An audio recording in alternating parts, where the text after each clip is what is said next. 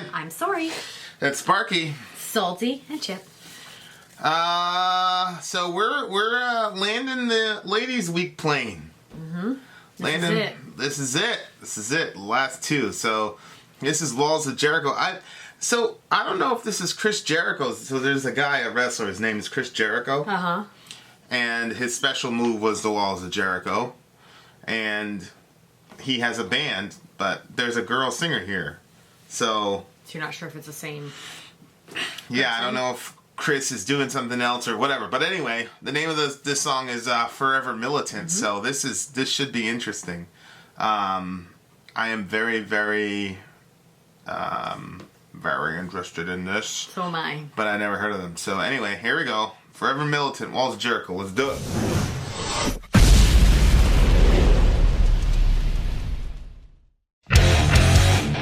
What song can I face? This world broken and bruised again. We have walked through the gates of hell, and we've only just begun.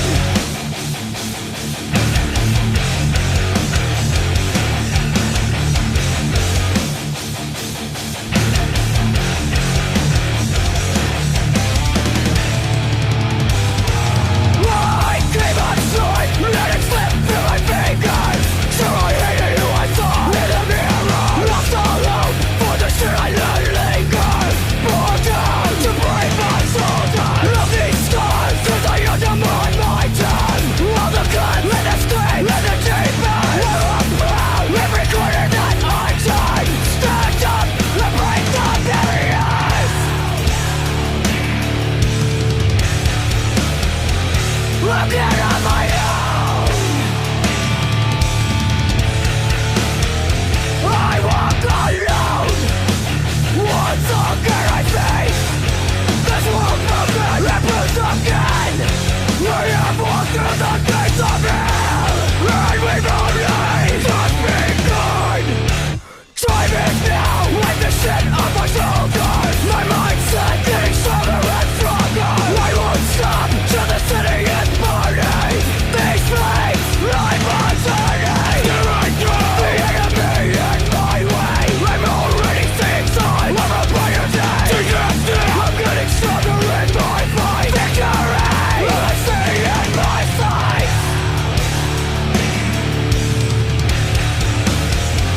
I'm dead on my own. I walk alone. What song can I face? This world broken and bruised again. We have walked through the gates of hell, and we've only just begun. Forward and forget. Keep the past distant.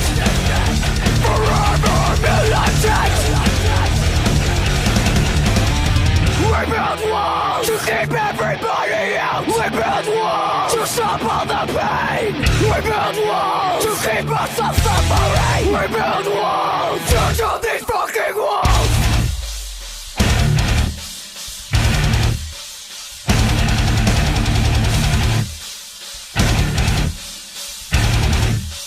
Tear down these fucking walls.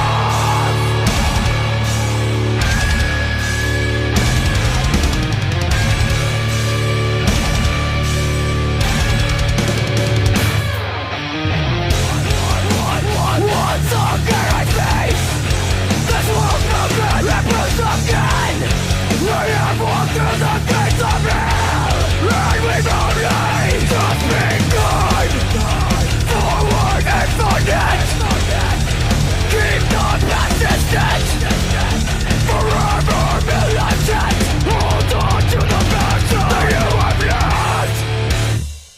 It's how you choose to live your life. Your life that counts. That counts. What's that? When the train comes, will you be okay? Yeah. It's not a song that I would be like, I'm going in the car and I'm going to put up Walls of Jericho. But it's not a song I would give a 3 to. I don't know what she was singing about, though. Wait till you listen to Hatebreed. When's that? We'll listen to Hatebreed eventually, but I don't know. It seems like a Hatebreed ripoff band to me. Oh. Like, I knew exactly. I hate it when it's a rip-off thing. Well, it's not that they ripped off. I don't know. It sounds a lot like it, and the other one came out first. Hatebreed's been Like, around. remember, who was that one that we were listening to, and I'm like, she just sounds like Korn. Yeah, that was, yeah. So I was like, oh, that's disappointing. Yeah, I mean, but it's the genre. I mean, they're hardcore. Yeah. Somebody's gonna be like, actually, she's a strong-looking they're girl. hardcore. Yeah. With a blackened. A blackened left shoe. Yep. Harder core. Ash makeup. Yeah. The song was just very, very predictable, and I don't know what they were singing, but I didn't understand. I almost leaned over to you and said, "Here comes the breakdown." Yeah. I thought it was fun. I liked it. Yeah. I liked it. I really liked the. She was really putting off some very strong energy. Apparently, they must be a really big band because that's a lot of fucking people that she's playing to. Mm-hmm. It was just, I don't know. I was just like, they're back in shells. What was it about? It was about overcoming. I mean, a lot of hardcore music is about like overcoming your problems. Mm-hmm. You know, I'm gonna wipe this shit off my shoulders. Yeah. But my mindset's getting stronger and stronger. I don't stop till the city is burning. These sins like my journey. Yeah, I mean, I don't know. It just. Oh, I like stuff like that. Wait till you see "I Will Be Heard," which came out in like 1999. Is that a girl band? No, like that's Hatebreed, and like this to me seems like an "I Will Be Heard" like ripoff, only not as good. Like it's kind of basically the same message. Mm-hmm. You know, I came up short. You know, I don't know. Wait till you read the lyrics for "I Will Be Heard." It's pretty much. Oh, the lyrics sound a lot the same, like what they're saying. It's just the subject matter and. Oh. Yeah, I don't know. Well, that's slightly disappointing. It's like it's supposed to inspire you and be like, yeah, I'm not gonna let that shit. You know, I'm gonna keep going and. I like stuff like that. Yeah, I mean, it's you know, maybe I'd feel better about it if I hadn't heard Hatebreed, but they just reminded me a lot of Hatebreed. I don't know, but I agree. I mean, she had a lot of energy. She's good on the front, that's for sure. Mm-hmm. But I'm just not a fan of this. Maybe it's I don't like. Hatebreed is the only band from like that genre that I really, really like. So I saw them with Slipknot and Mudvayne and Metallica. They were all at the Tattoo the Earth show. Mm-hmm. So, all right.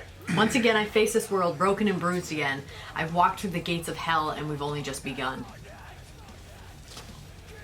Okay. I mean, it seems like it's pretty self-explanatory. She's just going through some rough stuff over and over again, basically feel like she's walked through hell, and it's just like the beginning, like this is going to keep happening.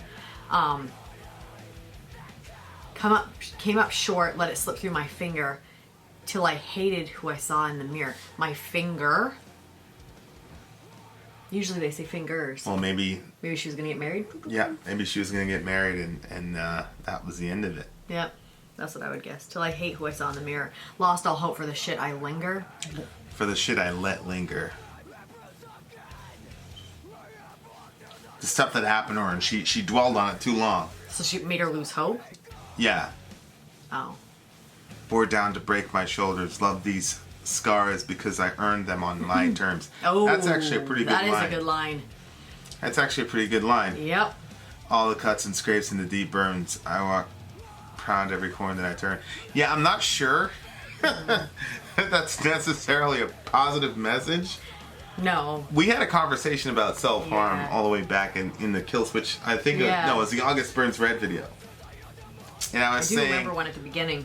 I was saying that I wasn't doing it to like express pain or whatever. It was a way of controlling the situation because there was a person in my life who was very like physically abusive, and so I wanted to be able to like, you know, have it on my own terms, like, you know, and basically I wanted to become like impervious to pain. I wanted to become invincible, so I would do that. So then the person came after me, I'd be able to look at them while they were, you know, doing stuff, and I was like, there's a way of controlling it. So that line is very interesting, but it seems like she's saying that that's a positive thing. Like she hasn't been able to realize that's not. Yeah. step out of herself and reflect. Mm-hmm. So I'm like, that's a dangerous message right there. I'm like, I don't know, but like maybe I'm reading myself into it. But love these scars because I earned them on my terms. Seems pretty. All the cuts and scrapes and the deep burns. Yikes! I mean, I don't know. Maybe she's just talking about. I don't know. Even if she's not talking about that, it's close enough. Where people could misunderstand it. That she might not be talking about physical ones, though. It could be emotional ones, which would go to the whole like the finger thing. Like she would have had to like feel like cuts and burns and scars or whatever while she was ending whatever that was. That you know what I mean. But she's like, but you remember how you'll say that there's some people that like push other people away because they're like. They want it to be on their terms. Like, they don't want to be rejected, so they're going to reject you first. Right. So kind of like one of those things. So I walk proud every corner that I turn, stand up, and I break the barriers. Like, she's just going to be like, well, you know what? I have these scars. They were on my terms. I'm the one that chose this for my life. It doesn't necessarily mean she's physically cutting, you know? Yeah. But I have met people that have said that, like, about their cutting. A lot of, like, people's emotional turmoil is self-imposed. You know, whether it's, you know, if we're to take that as metaphorical, that these are self-imposed things that people do to themselves because everybody wants to be able to control the situation. So it's like, you know, but if I think at some point when you go through the world, you begin to realize there's so much shit that's outside of your control and so much bad shit that ends up happening to you that's outside of your control that everybody has to make decisions, and everybody has, especially by the time you reach our age. You know, once you hit your 20s, you begin to say, wait a second, like, shit keeps happening to me, and it's really like, I can't control it. And everybody makes decisions on how they're going to handle that pain. You know? And so, whether emotional or physical or whatever type of pain, like, and it's interesting, like when you train in certain combat sports, like you will purposely, your trainers will purposely hit you to get you used to pain and get you used to that type of situation, and like you find yourself going home and being like, somebody just punched me in the face for the last 30 minutes. Like, this is not natural shit that people. Well, I remember we used to kick the bag, the punching bag, and and you're like, you're not gonna feel it. Just keep doing it. Yeah. And it did. You kind of eventually hit a point. You got to a point. Yeah, where, like I think something like switches mentally, where you're like, yeah, fuck that, boom, boom, and you just like going at it, and then it starts feeling like really good, and like. At first, like I was like, oh, and you get to a point where your leg is like so like that you're like, I want to quit. And if you keep kicking past that point, then all of a sudden you hit a point where you're like, whoa, okay. Yeah, and then that's a point when you can really start inflicting serious damage on people. You really hurt people with that shit, you know, like. And then you look at the bruises the next day. You're like, yes, I worked hard. But they were on your terms. Yes, exactly. You know what I mean? Like you're. I remember anytime like you start doing, like when you first start doing bag work with somebody, like that's the big thing. Because like you see in the movies with the guys, like, oh shit, I can do that. And the first time you kick the bag, you're like, fuck. Whoa, that's harder than I thought. You know what? There was a I bag. remember you were like, is this supposed to feel like this? It hurt so badly. I remember there was this bag that was hanging in somebody's basement, and I was like, I was a teenager, and I was like feeling pretty cool. You know, it was like my first, like, you know where they have the Super Bowl parties? Oh, yeah. It was my first Super Bowl party, so I was like feeling super cool, you know. I was like, oh yeah, because all the adults, my parents didn't let me do anything like that alone. Like, they were all upstairs, but us teenagers were in the basement, so that was kind of cool. And then, like, my sister came up to me, she was like, yo, she's like, you see that bag over there? She's like, go punch it. She's like, it's so squishy, your hand just melts right into it. I was like, really? I friggin' wound up, and I punched that thing, so I thought I broke my knuckles. Yeah. It was so embarrassing. Your technique was probably all Oh, yeah. all that shit. And I was going as hard as I possibly could. Of course, I didn't want to make a big reaction because it drew a significant amount of attention when I was like, ah! Yeah. That was... And those aren't really like the bags you're supposed. Anyway. It was a harder one than the one we had. Yeah. This thing was like sand in it. Yeah. That's not. It's supposed to. You know that one that goes when you go like this? Yeah, the speed back. That's always something that looks like easy to do, but then when you get there, you're like, That's not easy to do at all. You're like, Because it's not really for hitting; it's for your concentration. Yep.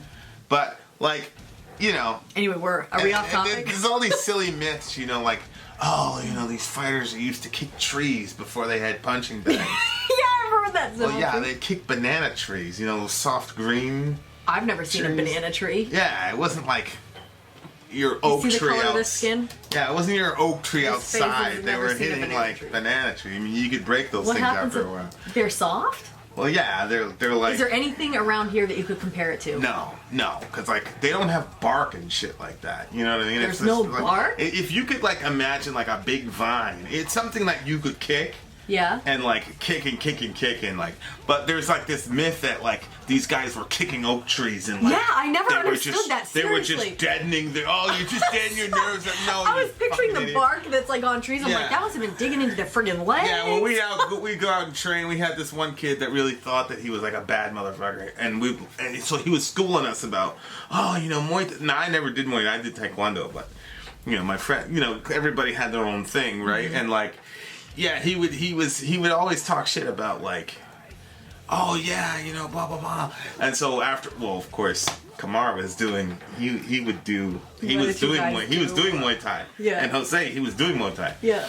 So they was like, you know what? Just come outside and show us. And he was like, yeah. And so they were like, there was all this hype or whatever. So I'm like, this is crazy. I'm like, this is bullshit. Like, nobody's doing this. Like, what are you talking about? Sure enough, the kid goes outside and he wound up, bang, hit his shin on the side of it. He was wrecked. Ooh. He opened up his entire. Oh, yeah, that's so gross. Yeah, just to try to impress us. Yeah, we all walked away from him. Nobody helped him anything. You're like, you fucking liar. All right. No, take that seriously. There's your story. My gosh. There's your Ugh. story.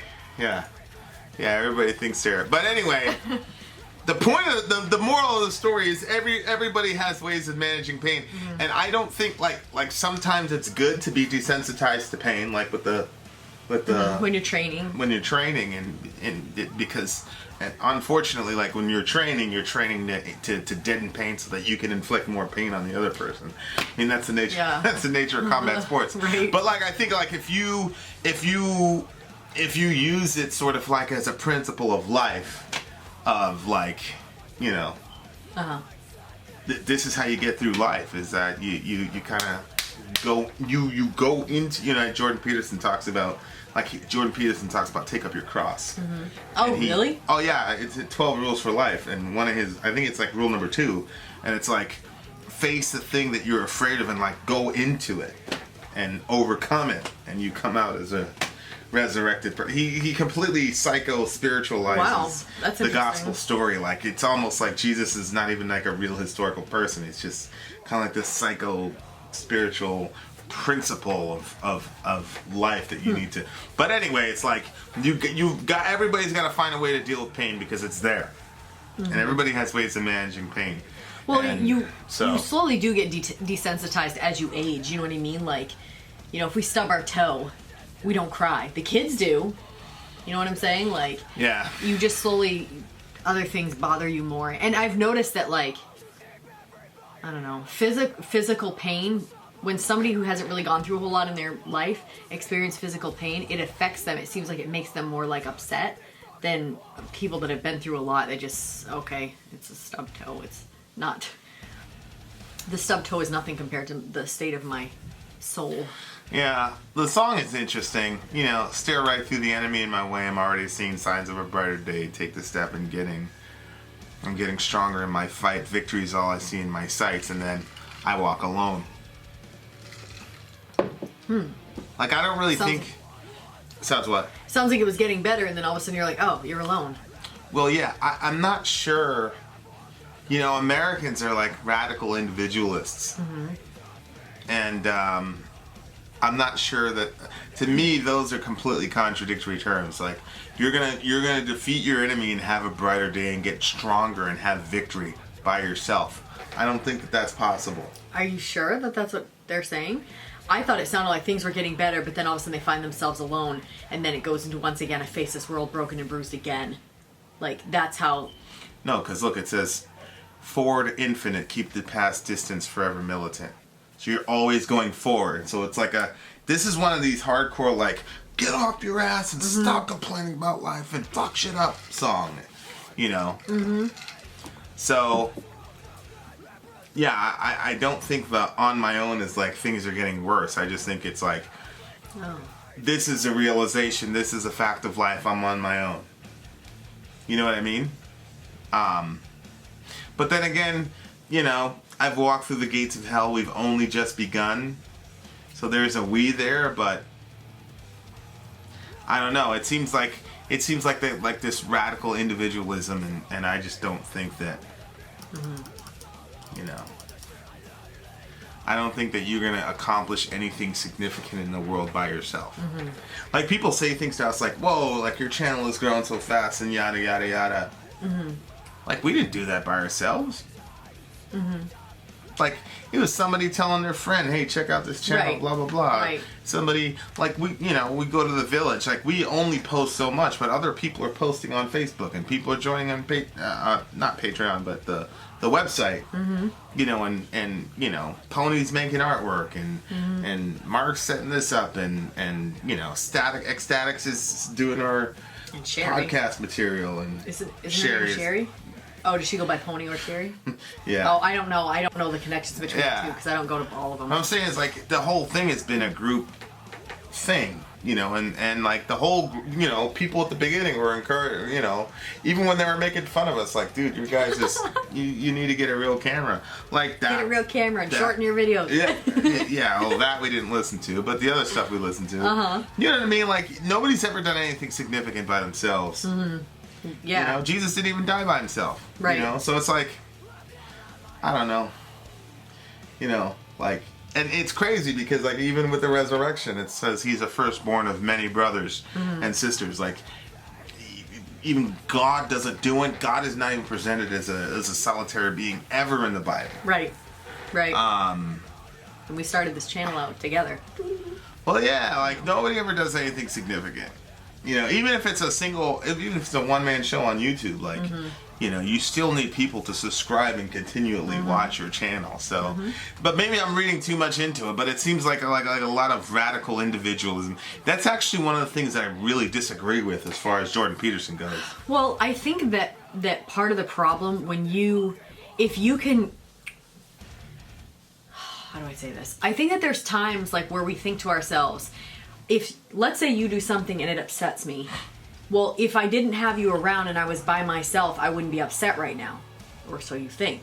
You know what I mean? Right. So if you feel like, you know how they say, like, separate all desire, and if you get rid of desire, then you're gonna, you know what I mean, you can overcome. Get rid of suffering. Well, it's the same thing. Like, when you involve other people in your life, they're gonna do things, they're gonna say things, or you're gonna be affected by their opinions of things, and so all those things are gonna affect you. And, like, I was talking to somebody and they were saying, like, you have to be able to find your own joy apart from, like, what other people are going to give to you. Like, you have to be able to have yourself a good day just for the sake of having a good day, not because somebody did something that made your day good.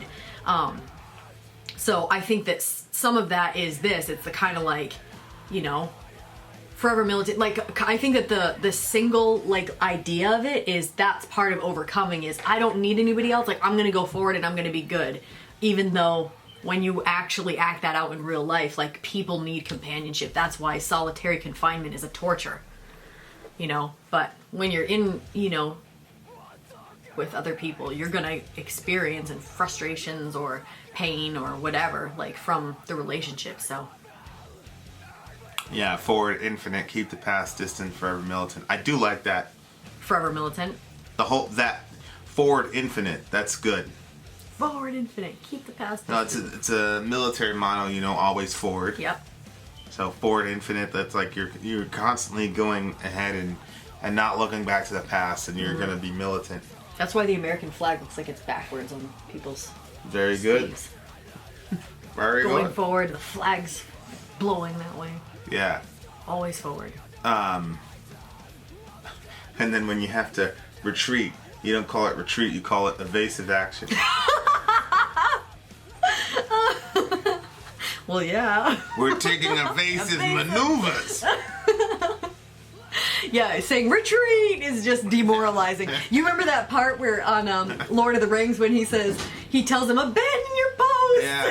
Yeah. What's his face? Smacks him. Boom, out. Well, that's after Pilla got hit in Black Hawk Down, and Strucker's on the radio, and he's like, Pilla's hit. And he's like, what's his status? What? Well, he was dead. He was KI. He was done.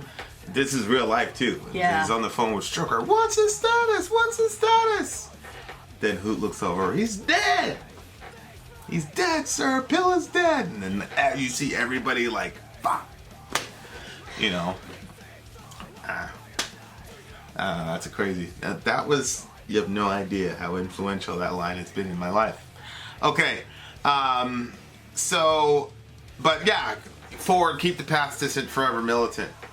You gotta kind of have like a militant posture to deal with the bullshit that's happening in this world right now. You got little kids getting thrown in cages. Like, you know what's crazy to me about that whole situation with these kids? Like, the immediate impulse is to say, well, the Democrats are doing it too. Probably, but I don't care. You know what? The thing Fucking is... stop it now. Who I'm going to cares? piss so many people off by saying this, but the fact that we will kill babies in their mother's womb means when that they're at there, we don't mind putting them in cages. That's crazy to put a child in a cage. It is. But it's also crazy to dismember a child from being inside of its mother. Years from now, we're going to look back and we're going to disagree with all that. People are going to think that's that Slayer song. You know, right, that's what blew me away was yep. the Slayer song, because it was like in the 80s and it was very, very like graphically talking about, you know, the I was actually having a conversation with somebody and I said, anyway, it's going at a different pace, but he ended up saying some really crazy shit that at the end of the conversation I said, you don't really mean that. If you saw somebody strangling a newborn kid, you'd stop them. You don't really mean what you're saying. And he basically said, yeah, I don't really mean that. Right. Because, you know, but I was watching a clip of Rachel Maddow and she was crying, you know, about these kids, you know, and I don't know what the solution is. I asked a lot of people in the village to help me to explain the thing to me, because we've been doing so much work that you know, normally I'm on top of my political game, but I was completely out of it. So I had no idea to speak really intelligently about what's going on. Yeah. You know, because somebody said something to the effect of like, okay, let's say the guy was a child trafficker. How the fuck would you know he's you know, they're not documented, so you can't say, you know. There's so many complexities to the issue, but at the end of the day, none of us can get over the optics of a kid in a cage, you know.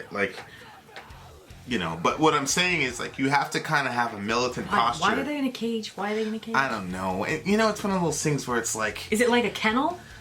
It looked like a kennel, but it I don't know when the picture was taken. I don't know the context. To me, context is, like, important.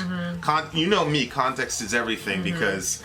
You know, what's actually going on. There's so many times where I've showed you some random, like, right. clip, and I'm like, look at what this guy said! And right. you'll be like, find the original. Yeah. And then when I find the original, I'm like, oh.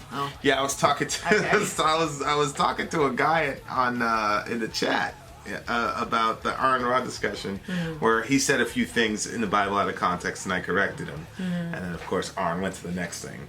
And the guy goes, who cares about this stuff? I'm like, I saw that comment. I was like, yeah, who cares about, like, reality and the actual content? He's like, well, none of your stuff matters anyway. Like, yeah, this is an age where we just, like, quote shit and it doesn't mean what you say it means. And then when you get disproven, you can just, who cares? But here, my point is like, you have to have a sort of militant. If you sit and think about all the fuck that, this is why I brought up Rachel Maddow, because she couldn't finish the segment. She couldn't finish the segment. You know, because she's, you know, and if you stop and think about, you know how you always say, oh, stuff really affects you, you're really sensitive, da-da-da-da. But if you really think deeply about the shit that's going on in the world, from dismembering children to putting children in cages to, you know, bombing some wedding in Afghanistan. Like, I've said that like 5-6 times, and every single time I say it, nobody bats an eyelash. Or people go, oh, that's terrible. And then they move on. It's like, you were planning a wedding, and then somebody dropped a bomb and killed your dad.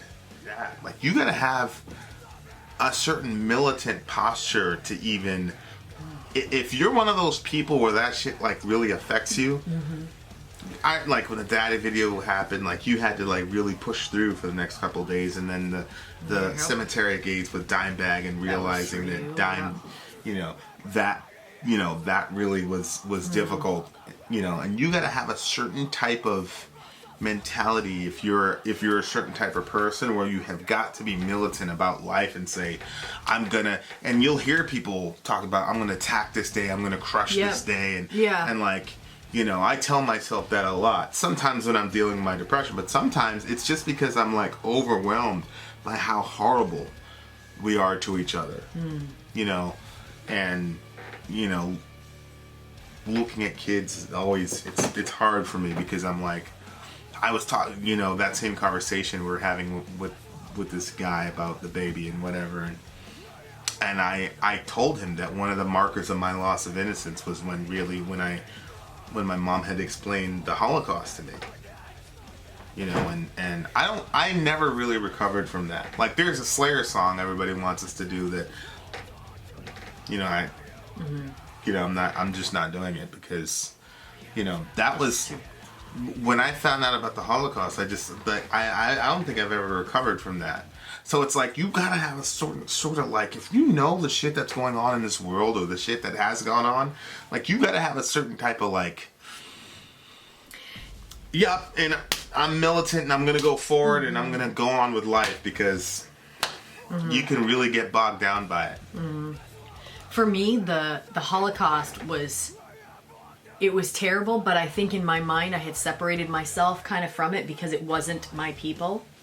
You know what I mean? Like the Jews or the Nazis. Like none of it was like, but for me, like when I heard about slavery, that like affected me because I was like, oh my gosh, like that's like my people. Like I'm here, but if I was there, like, you know what I'm saying? Like that to me was like, that I felt like that like stripped from me. Plus, like the idea of freedom is so important to me. Like, so, you have no idea. So it's like when I saw like my mom had started that movie Roots as part of school for us, and like when I saw them like catching Kunta Kinte, that was it.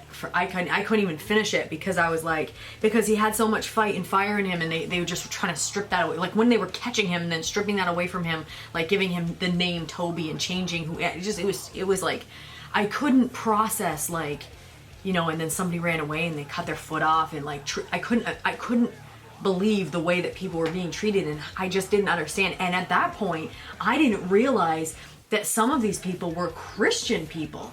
Like people that claim to be Christians. Yeah. Like imagine my shock and surprise. And you know what's crazy? The vast majority of them. I knew about the Middle Passage, and I couldn't. I remember, but I think that I put it out of my head because they were in those small areas that were smaller than a coffin and chained in there and like dying in there and like everything, like it was too much, and I think I just put it out of my head.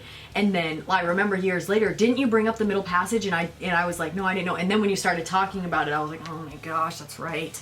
Like bad enough, slavery was bad enough without the friggin' Middle Passage being in there. Yeah, you gotta, if you feel the pain of all this stuff.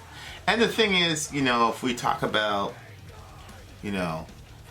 abortion, or if we talk about, the cage thing with the kids, or slavery, or whatever, and all of us have participated in evil shit to varying degrees. Mm-hmm. I was talking to somebody, he says, I've never done anything evil. And I said, all right, I don't believe you.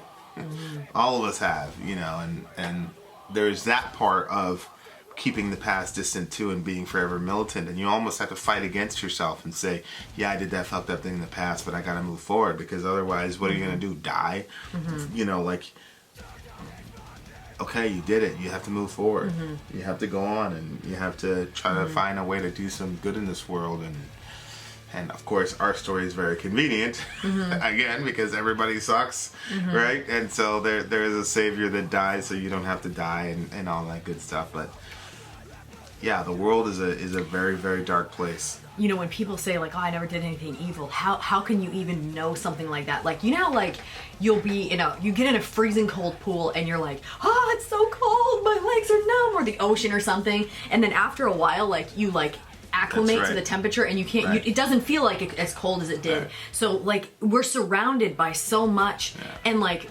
we're, like, inundated with so much evil just being on Facebook and scrolling through Facebook. You see so much stuff. How can you even know that you actually have a mind that can gauge that? You know what I'm saying? Like, where's your accurate scale to be able to say... I've actually met some people who I feel like are supernaturally evil, and they really didn't think they were evil. Like, I'm talking about, like, very evil They didn't people. think that they were? They didn't think they were evil. What did they say? I'm no Hitler? They didn't think they were evil. I mean, I can't, like, get into it, but they were very, like, if I said blah, blah, blah, blah, blah, you'd go, fuck, that's an evil motherfucker. And they didn't think they were evil at all. They didn't think they were necessarily good, but they didn't think they were evil. It was just sort of like, you know... But anyway, the point is, you have to be very militant to get through, hold on to the passage that you have left. Passion. Which is true, because, you know the Latin word for passion originally just means suffering. Mm-hmm. You know, that's why, but you know, it's like you love something so much that it hurts, you know. Anyway, so interesting message, interesting discussion. What do you give the song, 1 to 10? I think that it's probably like a 6. But I want to give it a higher grade because I saw that girl, like, putting all her heart into it, and I liked that. I thought that was good. But I think probably, well, I don't know. I think I would have given it a higher score, but then when you were like, yeah, they kind of jacked it off these people, and blah, blah, blah, and then the lyrics were, yeah, I guess I'll give it a 6.5. I enjoyed it, though. 7. It made me smile the whole time. It's a 5 for me. What the heck? And it got a full percentage point just on the effort to be positive. But that's pretty much it. It was just a weak song to me. There you have it, folks. Vin out. Sori out. Gone. Looking at my head.